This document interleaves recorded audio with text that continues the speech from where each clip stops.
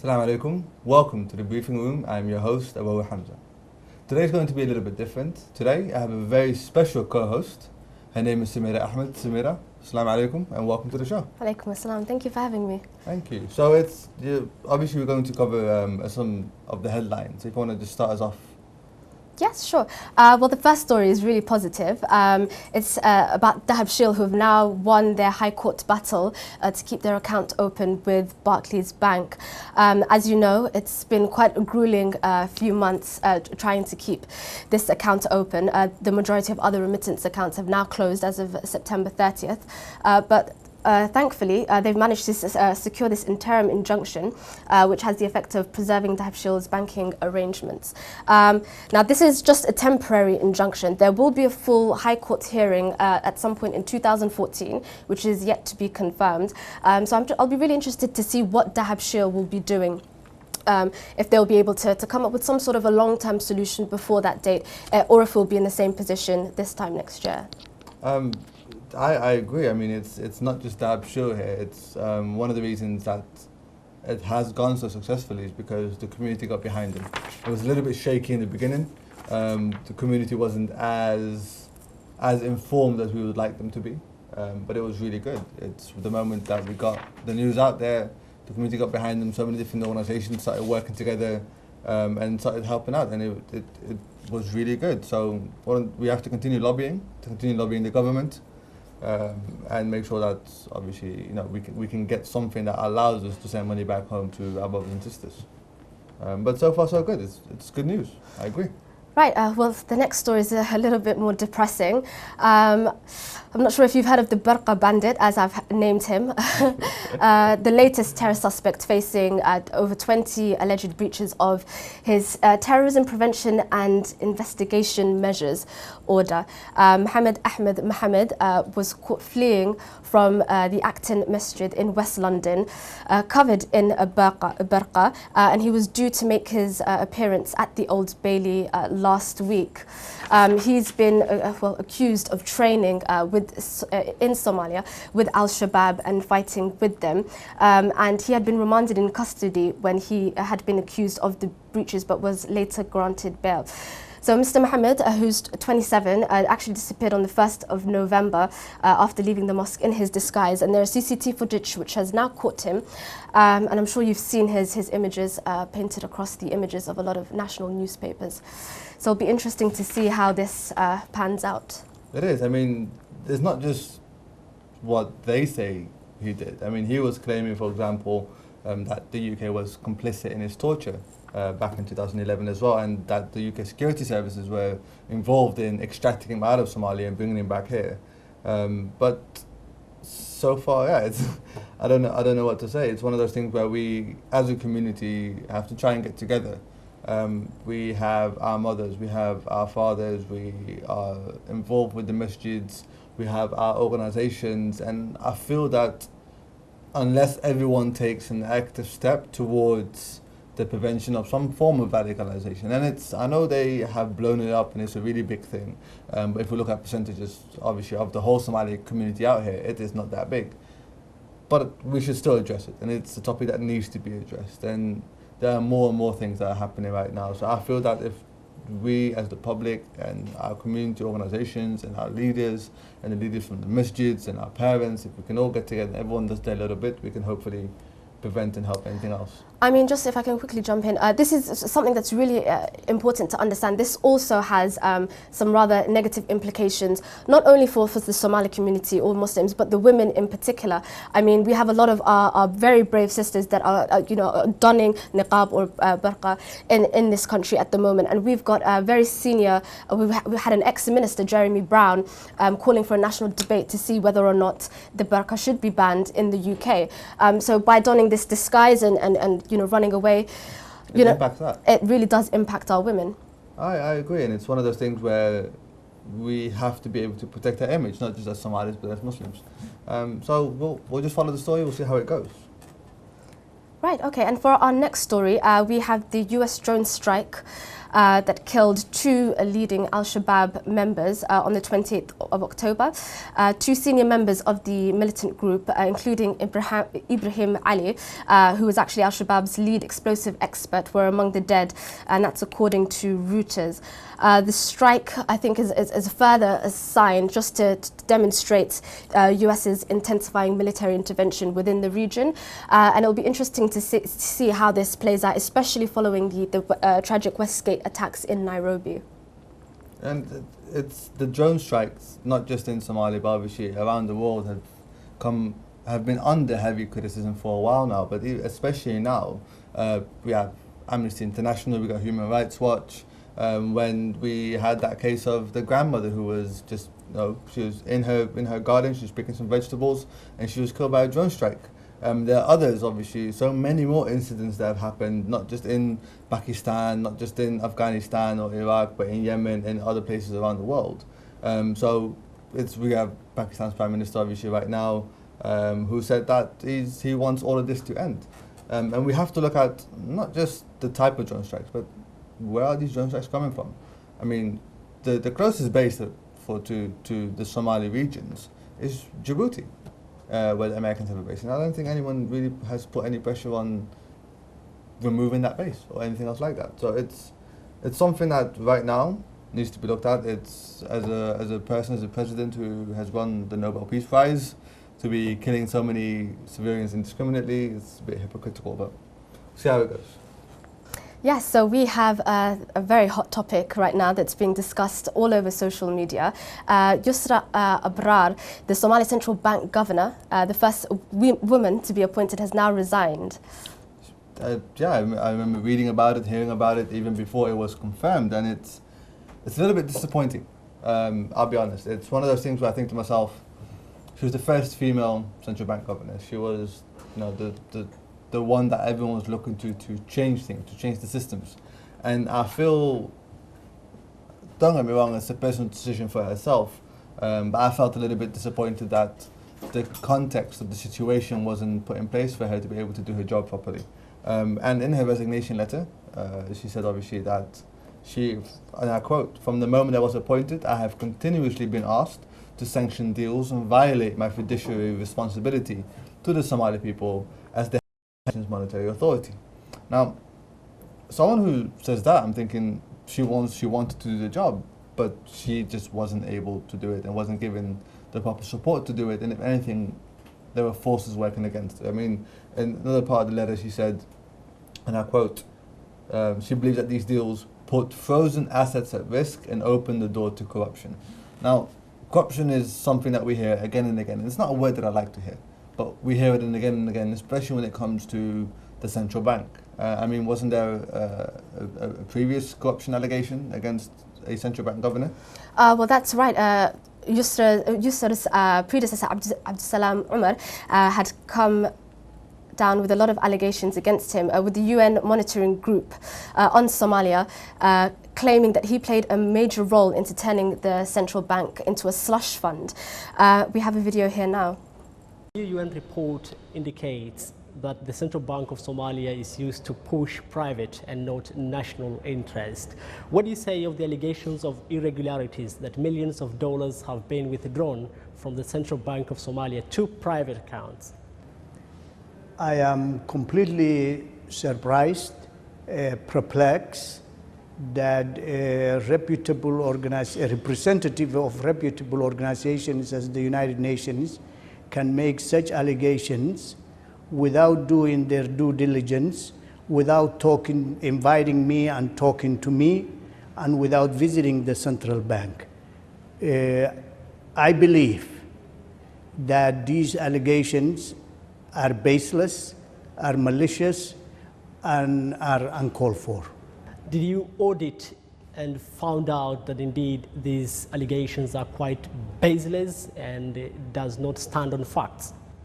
Okay, so as you can see, Umar has vehemently denied these accusations, and the Somali government has supported him in his innocence, based on the results of an investigation commissioned, calling the UN allegations factually incorrect and inexplicably biased. Yeah, but the problem with what happened afterwards was there was an organisation hired. The company was hired to look into the allegations, but they were hired by the Somali government themselves. So I'm not sure, how objective they can be in this. I feel that there have been serious concerns raised, but again, the credibility of the UN monitoring group as well. It's always been in the air. I mean, there's a lot of things where they have hard evidence on, and a lot of other things they base their conclusions on hearsay. So it's a little bit worrying to constantly hear about corruption anytime anyone wants to talk about money in the country. And some parts of it might be true, but I kind of feel sad. I kind of feel disappointed because I feel it's one of those things where everyone wants it to go well. Everyone wants reform to happen, and you kind of feel that every time something good might happen, there are forces who work against it. And I mean, but you have to really think about where Ms. Abrar's mind state was actually at when she accepted this job. I do honestly commend her for taking on this incredibly difficult challenge. But at the same time, it does beg the question. She was aware of these allegations, whether true or not. I think we're all aware that, there have been a number of corruption allegations that have come against the previous Somali government. This is a country that has been without any systems for over 2 decades. It is going to be a tough job, and there will be challenges, and you need to have that mental attitude. You have to be mentally prepared to deal with situations like this. So, I mean, she has also accused the Chief of Staff, Gutale, and his deputy of actually threatening her out of the role. Now, if that's happened, that's a completely different situation. But again, those are allegations that are yet to be confirmed. Yeah, but okay, I appreciate if something's been really difficult and if there's threats on her life, she should protect her life. But she was there for 5 days. 5-6 days. It was only a couple of days that she was actually there. The rest of the time, I know she was appointed 2 months ago, but it was quite a lot of time when she was overseas. She'd only been in the country for a few days before the resignation letter came in. So I think to myself, okay, when did these threats start coming in? Was they as soon as you came on the ground, or was it afterwards? And aren't there any channels within the government that she perhaps could have chosen to air her frustrations instead of quitting straight away? I don't know. Look, you're right. I admire her for taking on the job in the first place. And one of the things that I don't want to see right now is what everyone calls character assassinations.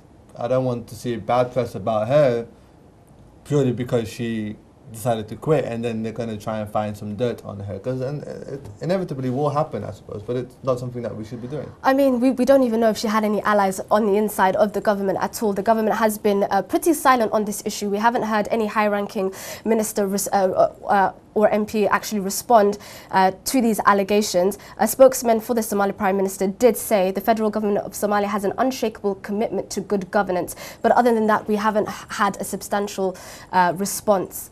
So it'll be interesting to see what comes out of that.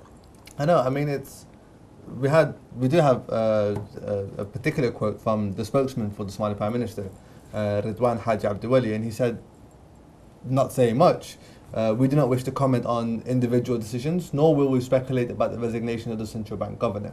It will be up to the new governor, when appointed, to carry on the important job of reforming the central bank. So it's just kind of like, okay, first one's out the door, second one's out the door.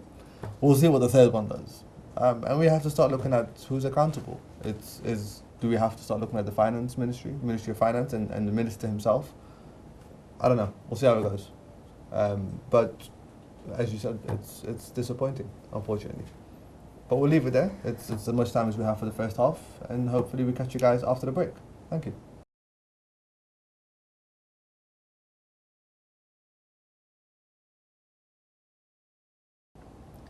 Assalamu alaikum. Welcome back to the briefing room. I'm your host, Awoowe Hamza, and we have with us today a very special co-host, Samira. Samira, welcome back after the break as well. One of the things I wanted to get covered, I wanted to really be able to talk about the current European migration crisis that we currently have. We had a particular incident that sparked all of this, which was the boat that capsized off the tiny island of Italy called Lampeduesa. And on this boat were 500 migrants, and it capsized, and a lot of them died. Now, the problem here is that we have a lot of migrants who are coming to Europe via North Africa and via Turkey, and a lot of them many of them are Somali. And we have to think of ourselves as, okay, what can we do to help change, whether it's change policy, whether it's make it safer for them to travel, because right now they are going through so many dangers just to be able to cross the border into Europe and flee wherever they're from. And this is it, they've gone from sort of the Horn of Africa and they moved north, and you've got all these different countries. We've got Libya, Syria, you've got Egypt that's happening right now, the Sudanese. It's basically the whole North Africa is almost every country there is a conflict zone, and you have to continue moving on. So it's very, very much a critical issue that we need to look into, and we need to be able to help support them when they come over. But it's one of those things that I really wanted to be able to sort of just share, because everyone's attention was on it. I mean, this is such a tragedy, and surprise, surprise, a 24-year-old Somali man has now been named as the main suspect of organising these migrants. 24-year-old? 24-year-olds. Now, what kind of mentality you have to actually organise getting 500 poor people, cramming them into these horrible conditions in a boat and sending them off, risking their lives to reach somewhere where they may not be even able to live a full life. It is something that's beyond me.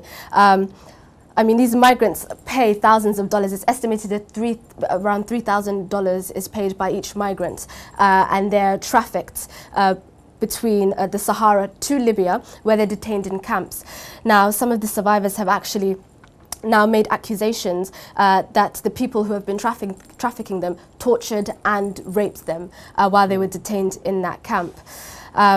So once they've undergone that horrible experience, they're then led to the boat that would eventually traffic them into Europe, where the tragedy happened. What's even more surprising is this 24-year-old Somali man, allegedly responsible for this disaster, actually returned with a new group of migrants a few weeks later to the same port in Lampedusa, where there were about 100 people in another boat. And some of the survivors in a reception area for the migrants who survived actually recognized him. And at that point he was attacked, and that's when he was detained. I mean, there are a few theories that are going around, whether he had to go back to Italy and to consolidate some deals with his Italian partners there, or if he was unwilling to stay in Somalia because of fears that he had there, if he was looking for a better life in Europe, you know, still being investigated. But I mean, it's completely tragic that it's a Somali man. And one of the things I know this is a very serious story, but obviously the investigation is happening in Italy, by this, particularly in Sicily, where he was arrested by the Sicilian police, but also by the anti-mafia police. I mean, I love Italy. Italy is the only place where you can have anti-mafia police. Well, they did invent the mafia, didn't they? Yeah. So it makes sense. I like the title, but no, it's one of those. It's not just Italy. It's Greece. It's Malta. They all have similar issues where basically they become the bottlenecks where migrants cross the border into Europe. So how big is the challenge itself right now, do you think, that the challenge is affecting Europe right now in regards to migration? Because we have to look at non-EU migration as well as EU migration. So what are the sort of two differences that we have? I mean, it's not surprising that following the Arab Spring, there's been a surge of new migrants that are seeking a better life in Europe. It's, you know, one of the biggest challenges that people face, particularly in 2011, with a large number of Tunisian migrants entering the country. The thing is, Europe at the moment, with the financial crisis, is under pressure, trying to, you know, spread its resources to its own citizens, and this is an added pressure on top of that. The Italian government are saying around 35,000 migrants came ashore to Italy between January and October, and 73 met the legal criteria for asylum. So, you know, what do you do with these poor migrants? You know, unfortunately, a lot of them are just suffering and stuck in limbo when they do reach this country. You know, as you can imagine, in Italy at the moment, it's causing a rather large debate with a lot of right-wing sentiments going on. These migrants are sometimes stuck in camps, living in poor conditions where they're unable to seek work, gain employment, and they're living off essentially support from a few charitable organizations. And because of the way that European law is set up, you need to claim asylum to the first country that you've actually arrived in. So they will be unable to travel somewhere else, perhaps the UK, which is a little bit more accepting of immigrant communities. So I mean, it's, you know, you're going through this terrible experience to arrive into a country that doesn't want you either. So what do you do? But this is exactly for those reasons that it's the first country that you try to apply for asylum for, because the first country you get into. And that's how the law is set up. This is why a lot of people don't register as asylum seekers. When they come to Italy, they come to Greece, they try to go undetected, and they try to move on to countries that go a little bit more up north. And if they've never registered in Italy and they seem to somehow make it to Germany, and then they say, okay, I'm going to register for asylum over here, that becomes the first register that receives them, and they become, Germany's not then forced to take them on. And a lot of people take that risk to be able to move on to other countries up north. And as long as they stay unregistered, it means that they can't receive any help from any governments or can't receive any help from any other organizations, because nobody knows that they're there. And there's a lot of them that go undetected. And I think the number was somewhere up near 345,000, which is a lot. But it's, again, they try to make the best of what they can. So we have to look at, obviously, we got Europe as a whole. We obviously spoke about sort of the Mediterranean, but how does that compare against other entry points? I mean, it's when we look at Greece and Italy, we have nearly 37,000 detections, which is just, those are just the illegal border crossing ones.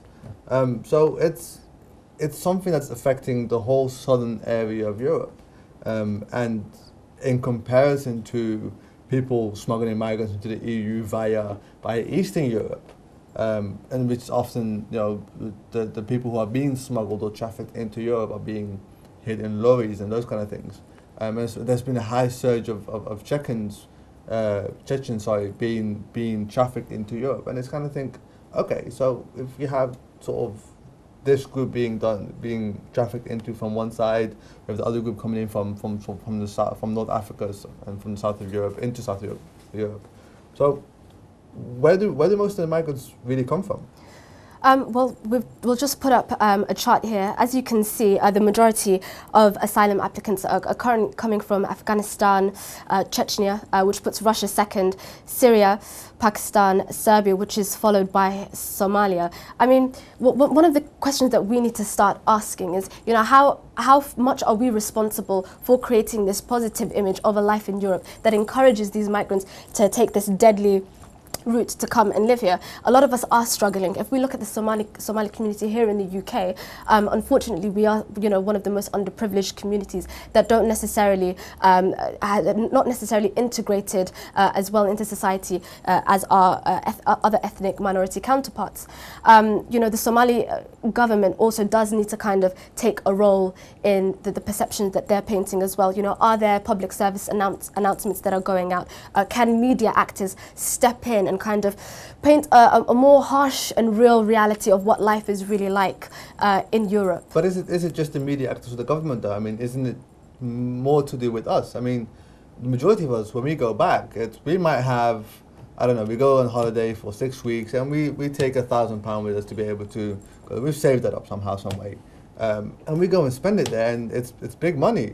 We have weddings that we throw there for £10,000. And a lot of things like, wow, it's things that they can't afford over there, and it makes it look like, you know, we're the ones who are really rich and money just for grabs. I mean, I remember watching that movie, Flight 13? Flight 13, that's where right. They thought that they get money out of walls, you know? It's those kind of things, it's those perceptions that need to be addressed.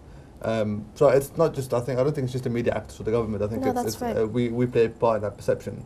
But again, whilst we're here, we can help, and we have to start shaping policies, and especially how the EU is currently reacting to the migrant problem, because it has struggled to harmonise the asylum policy itself, and it's difficult. It's not easy. I appreciate they have 28 member states, each with their own police force and judiciary, so it's difficult to get that sort of that asylum policy harmonised and at least make it similar across the borders. But it's one of those things that we have to look at. Okay, how is the EU reacting? Well, very negatively. at this point, at the moment. I know that the United Nations have actually called upon Europe to kind of look at the policies at the moment and see if there's anything that can be done to address this issue.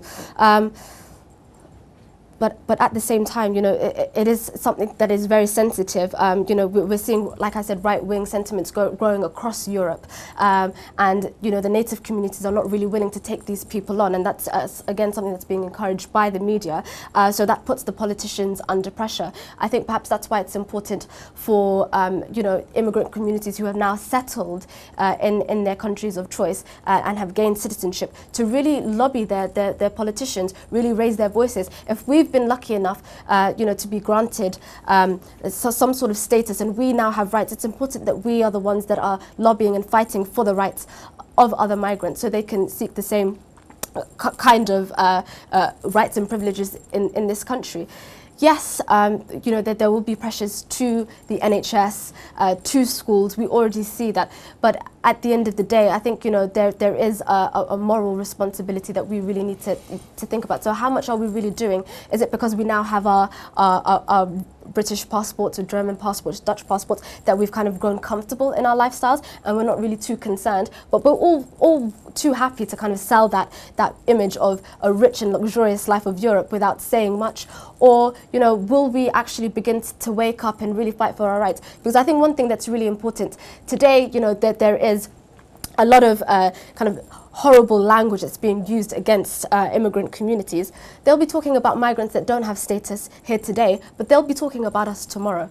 Sure. So that's something that we really need to think about. Absolutely, and it's one of those things where, just like we had like the graph that showed where the majority of these migrants come from, we also have some data that you'll see where a lot of these migrants go to. I mean, as you can see on screen, it's Germany's the highest, France is second, you've got Sweden and Belgium and the UK after that, but Germany handles nearly a quarter of the 335,000 asylum applications, and you can see why. It's if these migrants are trying to go further up north and to the northern part of Europe and trying to get to Germany and France and Sweden and Belgium, because they're more, not easier to get an asylum application for, but because they handle a lot more.